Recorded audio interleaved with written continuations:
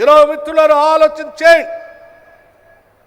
ఈ దేశ జనాభాలో సగభాగం ఉన్నటువంటి మహిళలు ఆర్థికంగా ఎదిగితేనే ఈ రాష్ట్రం ఎదుగుతుందని, దానికోసం ఏ స్థాయికైనా ఎన్ని వేల కోట్లైనా ఖర్చు పెట్టడానికి వెనకాడేది లేదని చెప్పి విధానపరమైన నిర్ణయం ఈ రాష్ట్ర ప్రభుత్వం తీసుకుంది అని చాలా స్పష్టంగా చెప్పడానికే ఈరోజు ఈ సభను ఏర్పాటు చేశాం.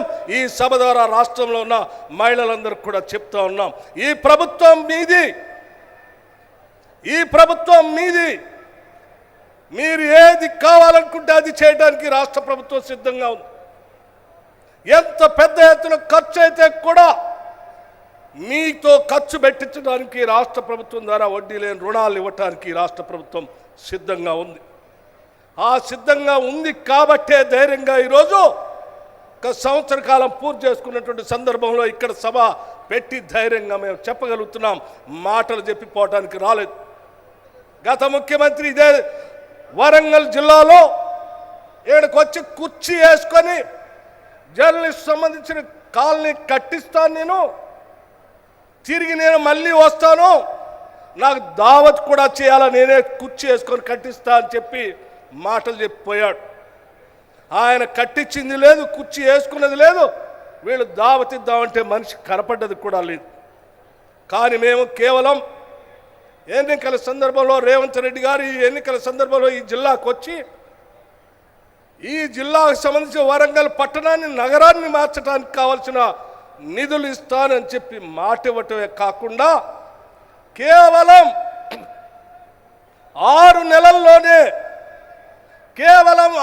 నెలల్లోనే కాళోజీ కళాక్షేత్రానికి కావాల్సిన డబ్బులు రిలీజ్ చేసి కట్టించి ఈరోజు మీ అందరి ముందు ప్రారంభోత్సవం చేశారు. ఇది కాంగ్రెస్ ప్రభుత్వం యొక్క నిబద్ధత, ఈ ప్రభుత్వం యొక్క సంకల్పం అని సందర్భంగా మనం చేస్తూ ఉన్నాం. మిత్రులారా ఆలోచన చేయండి. ఈరోజు కోరి మన ప్రభుత్వాన్ని తెచ్చుకున్నాం, అన్నీ చేసుకుంటా ఒకదాని తర్వాత ఒకటి చేసుకుంటూ పోతా ఉన్నాం. ఒక ఆయన అడుగుతారు ఏందయ్యా ఇచ్చిందని.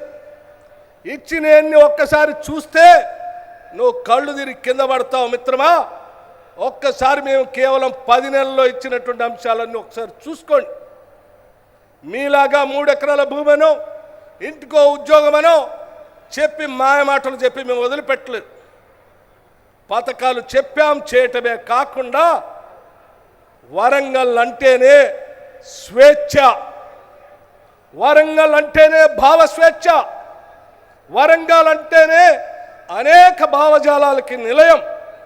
ఇక్కడ ఆర్ఈసీ కావచ్చు, కాకతీయ యూనివర్సిటీ కావచ్చు, ప్రతి దగ్గర కూడా వారు భావ స్వేచ్ఛని స్వేచ్ఛగా మాట్లాడుకునేటువంటి స్వేచ్ఛని ఈనాటి ఇందిరమ్మ ప్రభుత్వం మనందరికీ ఇచ్చింది.